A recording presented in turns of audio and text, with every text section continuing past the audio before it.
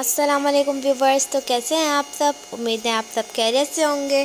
तो मैं आज आपके लिए एक नई हदीस लेकर आई हूँ। चलें स्टार्ट करते हैं। एक आदमी का ऊँट रात को बहुत ज़्यादा रोता था।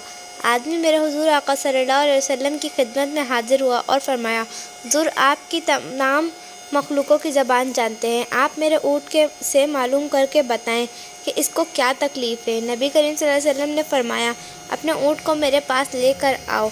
आदमी भागकर घर गया और ऊँट को लेकर आपकी सल्लल्लाहु अलैहि वसल्लम की खिदमत में हाजिर हुआ और ऊँट ने आप सल्लल्लाहु अलैहि वसल्लम से सामने खड़ा कर दिया। आप सल्लल्लाहु अलैहि वसल्लम ने ऊँट से पूछा, तुझे क्या तकलीफ़ है, क्यों रोता है? क्या तेरा मालिक तेरे ऊपर जुल्म करता है या तेरा मालिक तेरे ऊपर ज़्यादा वज़न डालता है? बोला, नहीं सरकार, ना वो मेरे ऊपर जुल्म करता है और ना वज़न डालता है। तो फिर उस हुज़ूर अकरम सल्लल्लाहु अलैहि वसल्लम ने पूछा, तो फिर तुझे क्या तकलीफ़ है? क्या तेरा मालिक तुझे चारा नहीं डालता या तुझे पानी नहीं देता? हुज़ूर, आप मेरे मालिक मुझे चारा भी डालता है और मुझे पानी भी देता है। फिर तू क्यों रोता है? क्या तुझे कोई तकलीफ़ है? तो क्यों तू इतना रोता है? कोई वजह तो बता। तो ऊँट कहने लगा, मुझे ये गम खाए जा रहा है, मेरा मालिक इशा की नमाज़ पढ़े बग़ैर सो जाता है।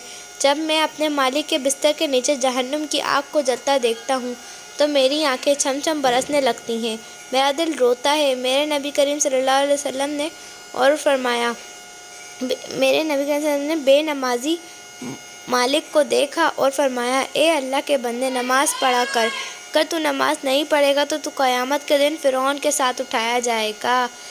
अगर नमाज़ नहीं पढ़ेगा तो तू क़यामत के दिन नमरूद के साथ उठाया जाएगा, कारूत के साथ उठाया जाएगा। जिस सिफत में अल्लाह के दुश्मन खड़े होंगे, फ़िरौन, नमरूद और कारूत भी अल्लाह के दुश्मन खड़े होंगे, उस सिफ़त में तुझे खड़ा किया जाएगा।